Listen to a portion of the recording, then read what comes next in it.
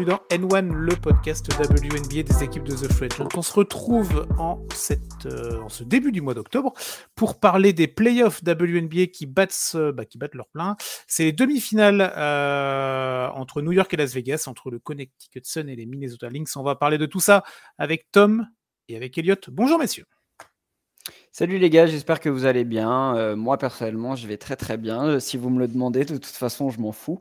On a des magnifiques demi-finales, en tout cas une sur les deux, parce que l'autre va bientôt être pliée et Sabrina Ionescu va être MVP des finales. Ouais, non, bonjour tout le monde. Bonjour Chris, bonjour Tom. On va mesurer un peu les propos de cher Coast to Coast et débriefer tranquillement avec des avis objectifs. C'est ça, de l'expertise et l'objectivité, c'est ce qui nous caractérise évidemment, et un peu d'escroquerie, petit soupçon, tu vois, ça fait, c'est notre marque de fabrique. Bon, tout à fait. On va attaquer ça tranquillement en vous rappelant les classiques, les réseaux sociaux, l'application, le site de The Free Agent. C'est gratuit, allez-y télécharger l'appli, allez sur le site internet, des articles WNBA sur des récaps de matchs, sur des infos. Vous avez la NBA qui va reprendre gentiment aussi à la fin du mois, donc ça peut être intéressant de remettre un petit peu le nez là-dedans. En tout cas, nous, on va le faire pour vous. Et vous avez les autres sports, évidemment, américains qui sont toujours en plein dans l'actu. Mais nous, on va venir sur la WNBA. Et vous voulez commencer par quelle série, messieurs? Tiens. Comme vous voulez. Est-ce que vous voulez commencer par la série qui sera pliée le plus rapidement? Allez, faisons ça. Si tu veux, on va attaquer par ça et on terminera sur l'autre série. On va prendre l'ordre chronologique des matchs qui ont eu lieu. Donc, C'était dans la nuit de mardi à mercredi. Nous, on enregistre comme d'habitude le mercredi. Donc, en tout cas, là, comme il y a moins de matchs, il n'y aura pas de problématique pour les infos qu'on va essayer de vous donner, évidemment. New York-Las Vegas, c'était le match 2, donc toujours au Barclays Center, Tom? Ouais. New York avait gagné le premier match avec une Brianna Stewart comment on dit, for week classes, ou j'ai pas l'accent, tu vois, c'est quand on dit 4 étoiles là. Non, ouais, Tom? Non, je te laisse en galère. Je te laisse en galère tout seul. Non, mais oui, sur le premier match, New York avait complètement roulé sur Vegas. Alors, au score, il y avait entre guillemets qu'un écart de 10 points. Mais dans le contenu du match, on avait senti vraiment un Liberty au-dessus. Toutes les erreurs qu'avait faites Vegas lors de la régulière ont été refaites sur ce match-là, avec une AJ Wilson dépendance, là où AJ avait été plutôt bien défendu par New York. Peu d'utilisation des lignes extérieures, une défense plus que douteuse, et une Brianna Stewart qui avait envie de remettre un petit peu de shine et un petit peu de respect sur son nom sur ce premier match. Et hier, on a eu un match un peu plus disputé. Vegas a réussi à retrouver finalement un jeu beaucoup plus intéressant et beaucoup moins stéréotypé. Une bonne utilisation des Kelsey Plum qui avait fait un bon premier match, mais c'était pas suffisant. Une bonne utilisation globale de l'effectif. AJ Wilson a encore planté 24 points, mais sur un volume de shoot qui était moins important. Elle en prend que 18 hier, donc elle a plus de 60% de réussite, ce qui est hyper intéressant. On a retrouvé une Jackie Young beaucoup plus offensive, entre guillemets, et beaucoup plus intéressante dans le contenu. Et une défense plus en place. En fait, c'est peut-être le meilleur match de Vegas depuis le début des playoffs et depuis un petit moment. Mais ça n'a pas suffi parce que, bien évidemment, de l'autre côté, le Liberty a fait le plein de confiance lors du premier tour et lors du premier match.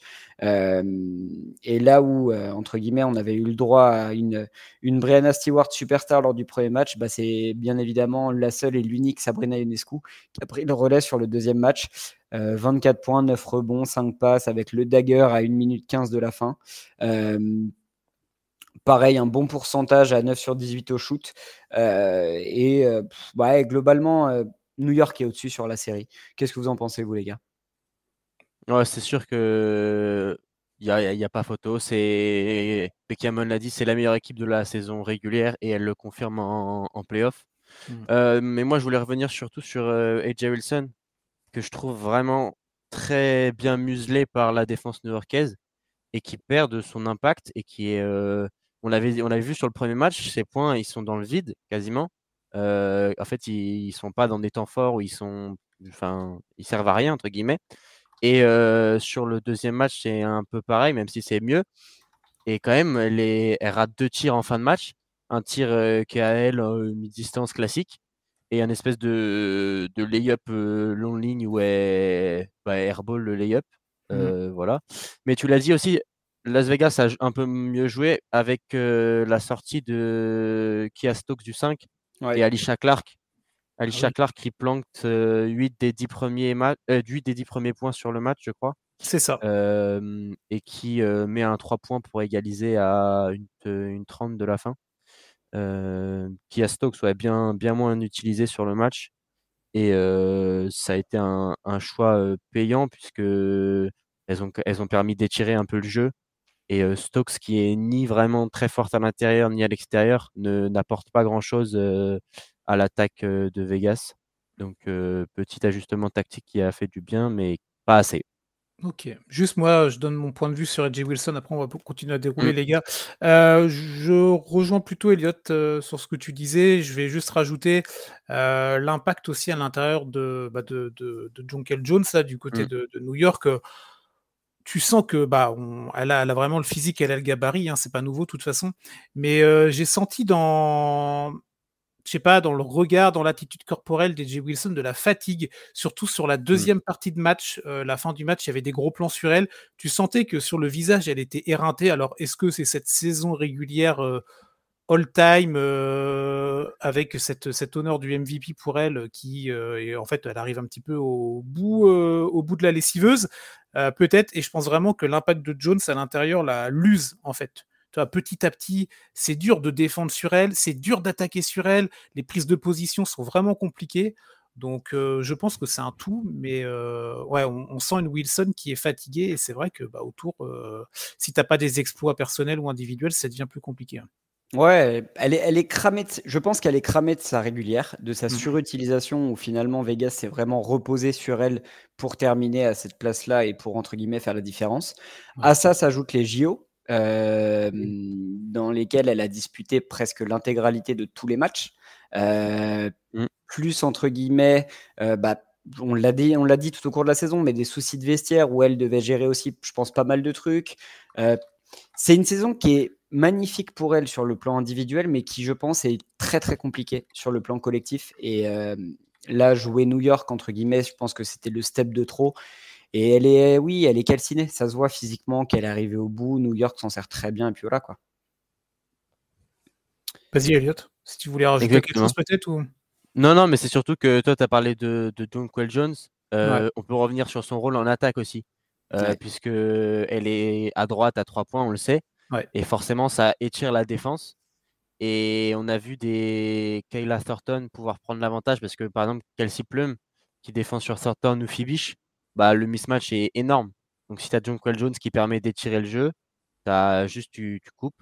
Et Kelsey Plum, elle s'est fait manger, même Jackie Young parfois, sur des mismatchs sur Laney, sur Thornton, Fibish. Tous les extérieurs de New York sont bien plus grands que les extérieurs de Las Vegas. Plum qui a eu pas mal de fautes dans le match hier, rapidement. Moi, j'étais surpris en étant devant le match. Là, elle était à 2 fautes en 2 minutes, je crois. Ouais, et elle a choisi de rester sur le parquet. Voilà, c'est ça. Au bout d'un moment, c'est la limite de la rotation aussi, tu vois. Mais bon, je me dis elle est toujours là. Bon, ok. Mais tu vois, en parlant de rotation et de temps de jeu, je trouve que ce que fait New York là depuis le début de la série et globalement depuis le début des playoffs, les ajustements sont excellents. Quand tu vois une Courtney Vandersloot qui est limitée entre guillemets à 20 minutes, mais 20 minutes où en fait elle est fraîche sur le terrain. Et encore une fois, je ne cesse de le répéter, hein, mais le fait de donner autant de playmaking et de leadership à Sabrina Ionescu, c'est quand même ultra décisif pour New York cette saison. En parlant encore une fois avec différents spécialistes, elle avait ça en magasin, mais c'est pas ce que New York avait voulu nous vendre l'année dernière, et elle était vraiment cantonnée dans un rôle de shooteuse. Là, tu sens que elle n'a pas que ça en fait. Elle a une palette qui est large et elle s'en sert et ça fonctionne, quoi. Ouais, non, on peut, on va continuer sur New York un peu, les gars. Elliot, est-ce que toi, il y a un point tu as vu sur ces 2 premiers matchs que tu vraiment qui t'impressionne, que tu veux mettre en avant, que ce soit individuel, collectif, sur des ajustements Ouais, c'est honnêtement l'entrée de Courtney Vandersloot, enfin les entrées en jeu. Elle est replacée. Du coup, elle joue un peu moins avec Sab, donc elle se marche moins dessus. Et quand elle rentre, elle est vraiment précieuse dans l'organisation du jeu, le tempo, toujours les bons choix. Elle drive, elle va chercher un N1 terrible hier soir.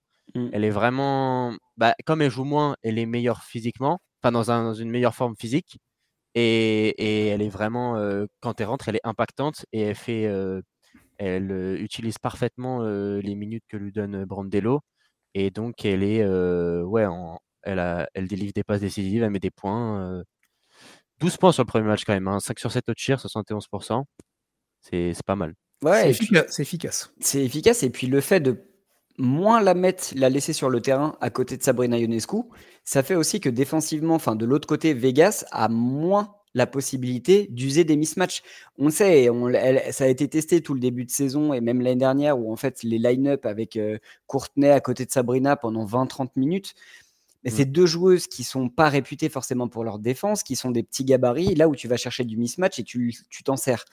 Là, le fait d'avoir une Courtenay Vandersloot moins utilisée, donc plus fraîche quand elle rentre sur le terrain, et moins utilisée à côté de Sabrina, que ce soit au niveau des mises en place offensives et même défensivement, c'est ultra positif du côté de New York. Et tu sens que ça y est, elles ont la recette pour mettre à mal Vegas, quoi. Ok. Moi, il y a quand même un point que je voulais aborder, c'est le côté, après on pourra juste se projeter sur la potentielle fin de série avant d'entamer l'autre série du coup de ces playoffs. Mais moi, c'est le côté rouleau compresseur un peu de cette équipe-là. Alors ouais, premier bilan de la saison régulière, c'est pas pour rien. Tu disais ça, Tom, tout à l'heure en introduction, ou Elliot, peu importe, un de vous deux en tout cas. Et c'est vrai que quand on suit le match, à partir du moment où c'est dans le deuxième carton, Las Vegas va perdre une palanquée de ballons. Je crois qu'ils vont en perdre 8 sur le deuxième carton. Et en fait, tu n'as pas le droit à l'erreur quand en face, tu as une équipe comme New York, tu vois. Et c'est là que New York va revenir dans le match. Deuxième carton, elles vont profiter de ces errements, de ces balles perdues, tout ça, pour revenir et pour même être devant à la pause. Et petite stat, je crois que Liberty est à 26-0 quand elle mène à la mi-temps. Playoff et saison régulière confondues. 26 ou 27, je crois que c'est 26. Elles n'ont jamais perdu en tout cas. Invaincues. Donc, bon, tu te dis, en fait, elles vont poursuivre en deuxième carton et en deuxième mi-temps, et tu le vois juste, je termine là-dessus. Je l'ai noté dans l'article, résumé que vous trouvez sur le site et l'application, il y a un 17-4 pour New York à cheval entre la fin du deuxième carton et le retour des vestiaires. Où en fait, du coup, tu laisses la tête sous l'eau de ton adversaire, en fait. Tu vois, tu réattaques, tu réembrayes, un peu comme le côté, c'est le troisième carton des Warriors à l'époque, le magnifique troisième carton où ils étaient tout le temps en train de mettre la sauce. Et moi, j'étais assez impressionné vraiment en voyant ça. Je me dis, mais c'est vraiment une vraie machine. Et après, voilà, quand tu as des individualités en plus comme Ionescu qui brille, là, au bout d'un moment, ça devient plus qu'impossible. Mais ce côté rouleau compresseur, je le répète, est vraiment extrêmement impressionnant, messieurs. Et c'est ce que Becky Hammon a dit même en après-match. Elle a dit que Las Vegas ne peut pas faire d'erreur parce que New York fait trop mal. Et elles sont trop difficiles à jouer, à rattraper quand on joue contre la meilleure équipe de la ligue, les erreurs. Et donc, c'est ça. Dès qu'il y a le moindre perte de balle, le moindre approximation en défense, c'est payé cash. Et c'est New York punit chaque erreur. Bon, de toute façon, c'est moi qui ai écrit les textes d'après-match à Becky Hammon. Donc, si vous avez des questions, vous n'hésitez pas. Absolument. Becky Hammon qui a pété un câble dans le match, je ne sais pas si vous avez vu. Elle a hurlé contre ses joueuses. À un moment, tu sentais de la nervosité aussi sur les bancs. Mais, elle prend 2 temps morts sur 2 actions. Rapidement, ouais. Ouais, mais parce qu'il y a aussi ce côté où c'était un peu un coup de gueule aussi, je pense, pour réveiller un petit peu son équipe. Bien sûr. Il y a ces fameux coups de gueule et tu vois son attitude en conférence de presse à la fin, tu sens qu'elle a rendu les armes, mais limite, quoi. Ok, bon. Limite. Du coup, et c'est la première fois de sa carrière qu'elle est sur la sellette. Au prochain match, elle pourrait perdre. Ouais. Okay. Bon, et du coup, donc pour aller rapidement avant d'enchaîner sur la deuxième série, donc là on a plutôt un match 3 qui aura lieu dans la nuit de vendredi à samedi. On part du côté du Nevada à Vegas, donc ce sera un peu plus tard, 3h30 du matin. Je vous laisserai vérifier les horaires, mais je crois que c'est ça. Pour vous, messieurs, c'est plié ou Vegas quand même l'orgueil du champion, un AJ Wilson game, comment vous voyez ça? Ou alors, New York plie l'affaire et sweep les doubles championnats en titre.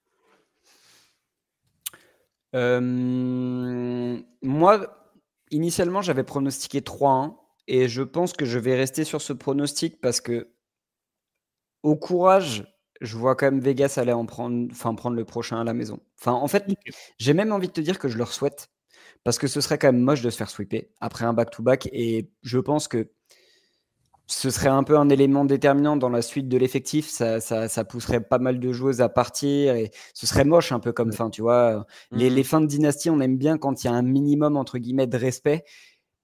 La moindre des choses, entre guillemets, pour ces joueuses, c'est d'aller chercher un match. Après, très honnêtement, au vu des 2 premiers matchs, notamment du dernier, là où je trouve que Vegas a vraiment fait un bon match, si même ce match-là, elle n'arrive pas à le gagner, vraiment, je ne serais pas étonné qu'il y ait un 3-0.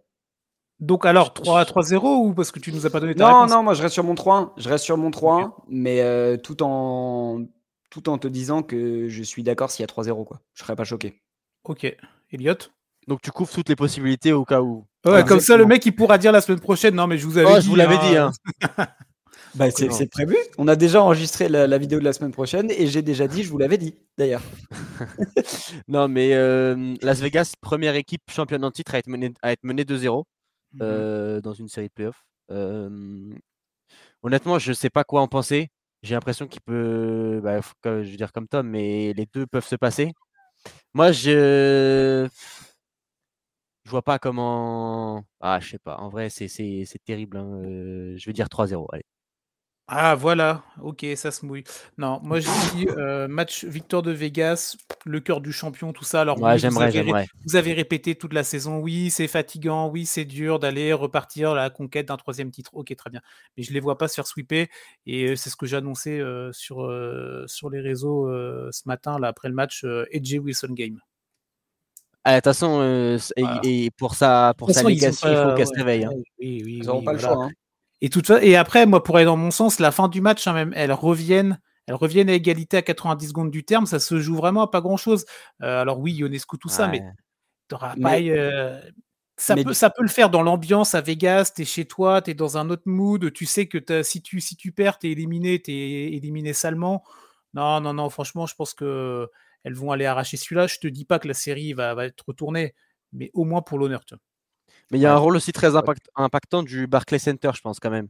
Parce que l'ambiance est folle. On a vu Spike Lee au premier match. On a vu Carmelo Anthony au deuxième. Donc les stars, les références new-yorkaises de Manhattan se déplacent à Brooklyn pour aller supporter le Liberty. Bon, à voir si dans le Nevada, ça va changer. T'as l'acteur, je n'ai pas son nom, l'acteur de Ted Lasso, excellente série. Que je vous conseille si vous ne l'avez pas vu, qui est là à chaque match. Tom, tu n'as jamais vu Ted Lasso? Je vois de qui tu parles, mais j'ai pas vu la série. Ah mais regardez-la, c'est une série incroyable sur l'univers d'un mec, d'un entraîneur de foot mais américain qui débarque dans un petit club de championship en Angleterre pour apprendre le soccer, le foot que nous on connaît. Ils ont re-signé pour une nouvelle saison en plus. Il y a une saison 4, donc c'est une série Apple TV, je crois. Non. Jason Sudeikis. Yes, mais c'est une série incroyable. Donc ça, c'était la petite info en plus qu'on faisait là dans les autres épisodes. Ted Lasso, je vous conseille d'aller voir ça. C'est des épisodes de 20 minutes en plus, donc vous pouvez regarder ça tranquillement. Et en plus, voilà, c'est un excellent acteur. Bref, on enchaîne Minnesota, Connecticut, messieurs. Deuxième série. On va essayer de faire un peu plus court que sur la première. Et pourtant. Oui, bien sûr, mais voilà, il faut quand même qu'on avance. Il y avait eu la surprise quand même, Elliot, de ce premier match avec le Connecticut qui va aller arracher ce match 1. On attendait une réaction de Minnesota autour de Nafisa Collier, entre autres, évidemment, hein, qu'on a fait que applaudir et acclamer. C'était notre MVP TFA cette année. Un partout, du coup, dans la série entre les deux équipes. Ouais, un partout, mais série assez étrange au niveau de la physionomie des matchs. Un premier match plutôt, on va dire, dominé par le Sun, avec Alyssa Thomas qui sort un énorme match et Marina Mabrey aussi, qui avait planté 3 points sur le premier match pour 20 points au total. Et un deuxième match qui commence de façon très très étrange avec pas beaucoup de paniers, enfin même très peu de paniers, avec 22 points au total pour les deux équipes dans le premier quart-temps. c'était le premier panier pour Minnesota à 6,23 de la fin du quart-temps et pour Connecticut à 4,49. Donc ça en dit beaucoup. Et puis on a vu une physicalité, je ne sais pas si ça se dit, mais affolante, avec des embrouilles entre Courtney Williams, Marina Mabrey, Dijonay Carrington, Kayla McBride, Dewana Bonner, Heinz Allen. Enfin bref, vraiment c'est un combat de bout, tu vois. Ouais, ça s'est envoyé parce qu'il y a eu des grosses fautes, il y a eu des coups d'épaule, du trash talk sur le côté. Et donc finalement, c'est Minnesota qui s'en sort avec la victoire, avec une Napheesa Collier pourtant très très limitée à 9 points, loin des 38 et 42 du premier tour, mais qui a quand même bien contribué avec 12 rebonds, 5 passes, 4 contres. Les commentateurs disaient que peut-être elle avait pas fait exprès entre guillemets, mais elle avait laissé le jeu comme ça et plutôt orienté vers les passes, etc. Mais 3 sur 14 de tir, quoi.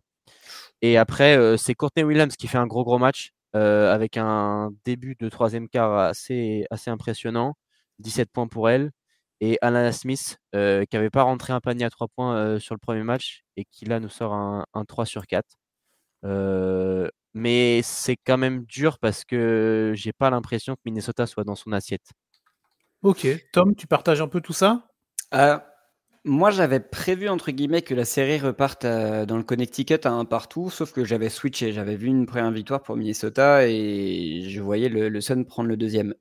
Après le premier match, en voyant une Napheesa Collier hyper limitée aussi sur le premier match et globalement une défense collective du Sun et une sorte d'impact, en fait, j'avais vraiment le sentiment que le Sun pouvait finalement aller plus vite que prévu dans cette série.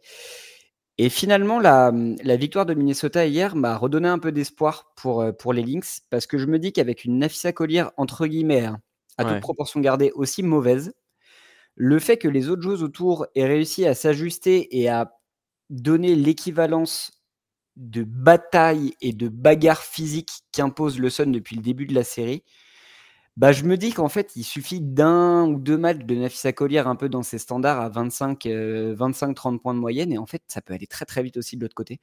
Donc c'est une série hyper disputée, que ce soit en termes de jeu, en termes d'agressivité physique. C'est monstrueux ce qu'elles se mettent dans la tronche. C'est des matchs de boxe vraiment et pourtant avec beaucoup de respect sur le terrain. Il y a pas de, c'est vraiment dans l'aspect positif, mais c'est de la vraie bagarre. Moi, j'ai quand même l'impression que sur la longueur, Connecticut a plus d'armes individuellement pour mettre à mal Minnesota. Mais je pars du principe que, et là je me lance un petit peu aussi et j'anticipe ta prédiction pour le prochain match, je pense que si Minnesota arrive à prendre le prochain match, elles vont faire très très mal au Sun psychologiquement et ça pourrait mettre fin à la série. Par contre, si c'est une série qui s'amène, qui est amenée à être plus longue, là où on l'envisageait au début, je pense que c'est le Sun qui fera le cut. Ouais, mais c'est surtout que vu le match complètement affreux du Sun en attaque, elles échouent à 7 points. On peut dire la même chose. Donc, si Napheesa Collier rentre ses paniers, c'est pas la même chose. Enfin, c'est pas le même match non plus. Mais là, vraiment, on a vu un Sun, mais des attaques, catastrophique, c'est le terme. Et on sait que ça va être une série physique, etc. On va voir comment ça se passe. Mais si Alyssa Thomas maintient le niveau, parce que sur le premier match, elle frôle le triple-double avec il lui manquait un seul rebond, je crois. Non, il lui manquait une passe décisive. Et juste là, c'est Marina Mabrey aussi sur le match 2, qu'elle est à 2 sur 8. Donc, qui manque ses tirs. Donc, on peut dire la même chose que Napheesa Collier. Si elle rentre les tirs, c'est pas du tout le même match. Non, c'est évident. Il y a besoin, entre guillemets, de retrouver un niveau d'ajustement des deux côtés, mais paradoxalement, j'ai l'impression que ce niveau d'ajustement qu'on a vu en régulière et de niveau général et individuel, il n'est pas possible vu l'intensité qu'elles mettent dans la série, en fait. C'est-à-dire qu'elles se rendent quand même dans la tronche pendant 40 minutes. Donc forcément, ça te pousse à être moins adroit sur tes shoots, à faire moins de courses à haute intensité pendant 40 minutes, parce que de l'autre côté, il y a du contact, que ce soit dans la peinture ou même sur les extérieurs, ça court. Donc, dans une série qui va pas forcément être belle à voir visuellement, bon courage et pour le coup, j'ai peur pour ces 2 équipes qu'elles y perdent énormément de plumes. Ouais, ça je pense que c'est assez incontestable, sachant que, il faut se souvenir quand même, hein, c'est les 2 équipes terminent numéro 2, numéro 3 de la saison régulière, donc c'est le haut du panier. C'est la seule série pour l'instant dans ces playoffs où il y a un partout. Premier tour, il y avait eu que des 2-0, là, aucune équipe, à l'extérieur n'avait remporté de match et dans l'autre série, on en a parlé suffisamment, ce n'est pas encore le cas, donc à voir, mais c'est clair que la bascule des 2 prochains matchs dans le Connecticut va être extrêmement importante. Et ce match 3, on le sait en NBA, dans les sports en général, les matchs impairs peuvent être des matchs bascules. Quand il y a égalité auparavant, on est typiquement là-dedans. En tout cas, de mon point de vue. Donc, est-ce que c'est vrai qu'un petit match de Nafisa Collier ferait pas de mal. En tout cas, conséquent en termes de scoring. Alors peut-être pas dans les hauteurs de ce qu'elle pourra faire au premier tour, sachant que ce sera pas non plus la même, c'est pas la même défense qu'elle a pour ce tour-là. C'est pas la même pace aussi. C'est ça, il y a plein de choses qui diffèrent, évidemment. Mais non, ces matchs dans le Connecticut vont être intéressants à suivre. Ce sera également dans la nuit de vendredi à samedi, un petit peu plus tôt, je crois. Ils vont faire la bascule, ce sera à 1h30. Il va y avoir l'inversion entre la série New York. est dans l'Est et Las Vegas dans l'Ouest. Vous l'avez. Ils réfléchissent quand même de temps en temps pour nous proposer des choses intéressantes. Même question en termes de pronostic. Alors moi, j'avais donné en preview 3-2 pour Minnesota. Donc j'étais parti sur une série longue. Ça revient à ce que tu dis, Tom, une série où ça va s'enchaîner. La dynamique de l'un, ça sera peut-être une dynamique différente dans un autre match. Comment vous voyez la suite? Moi, je maintiens mon pronostic. Je me dis que si Minnesota arrive à aller en arracher un des deux là-bas, il faudra retourner du coup à Minnesota pour clôturer le match, et à la maison, on peut donner l'avantage à l'équipe qui joue à domicile sur un match sec. Donc, perso, je laisse mon 3-2 Minnesota, et vous? Moi, je vais changer mon pronostic de départ qui était un peu comme le tien. J'avais mis 3-2 pour Minnesota, mais je pense et je maintiens que si la série va sur la longueur et la durée, je pense que le Sun a plus d'armes. Et plus de profondeur de banc. Moi, je dis victoire de Minnesota en fait dans cette série 3-1 parce que je pense qu'elles vont prendre les 2 prochains à Connecticut. Pour moi, le vainqueur du game 3 est le vainqueur de la série. Ouais, il fait la bascule, je suis d'accord. Et donc, ouais. Il y aura. Vas-y, autre prono, il n'y aura pas de match 5.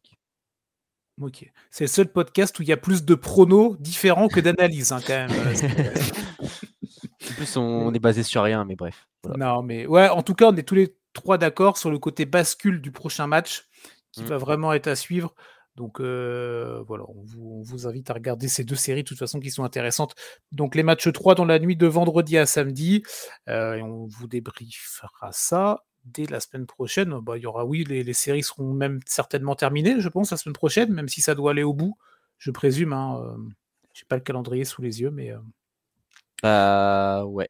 Faudra voir si ça va, s'il y a un match 5. Non, c'est bon, s'il y a un match 5, on l'aura aussi normalement. Bon, c'est magnifique. On pourra revenir sur ces demi-finales et embrayer même sur la preview de ces finales WNBA. Bon, voilà, messieurs, pour le petit tour de ces séries. Toujours intéressantes à suivre, évidemment. Merci Elliot et merci Tom pour tous vos éléments d'information, toujours aussi pertinents. Avec plaisir, les gars, avec plaisir. C'est vraiment c'est des belles demi-finales WNBA et qui vont nous offrir des belles finales avec un beau vainqueur. Yes. Tom, tu as 30 secondes pour faire ton auto-promo. J'ai quoi? J'ai 30 secondes pour faire quoi? Ton auto-promo. Ah, c'est super sympa ça. Alors déjà, je vais faire une promo pour The Free Agent. Demain soir, je serai avec l'équipe de Swiss Swish chez Suzanne en direct pour revenir un petit peu sur ces demi-finales avec l'équipe que vous connaissez bien, Flo, Gis et Shai, toute l'équipe qui est très très cool et qu'on a pu accueillir aussi pendant les JO. Et Autopromo, bah écoutez, vous pouvez toujours retrouver le contenu de Coast to Coast sur YouTube ou sur Twitter. Chris, toi, tu as été présent aussi aujourd'hui sur la preview de Chicago et tu seras présent sur d'autres previews. Et ça tombe bien d'ailleurs, Elliot, je te demande en direct, est-ce que tu veux faire une une preview avec moi? J'ai une preview à te proposer, on en parlera en off. Ouais, moi je peux être sur 2 previews. 2 équipes. Ah, ça, celle-là, elle est magnifique. La petite infidélité de Tom, du coup, que vous retrouvez. Vous aurez notre podcast sort jeudi, et vous aurez du coup Tom en plus matin et soir. Toi, t'es comme le Doliprane. Toi, c'est matin, parce que midi et soir. Ah si, matin podcast, midi preview Coast to Coast sur YouTube, et soir chez les copains de Switch. Oh là là, c'est tellement bien fait. Si c'est pas beau, ça. Ouais, franchement, si on avait voulu la faire, on n'aurait pas réussi. Bon, allez les gars, bonne soirée à vous, bonne journée à tous ceux qui nous écoutent. Évidemment, on se retrouve la semaine prochaine et qui fait bien la suite et la fin, très certainement, de cette demi-finale de Playoff WNBA. Allez, à plus tard, ciao. Allez.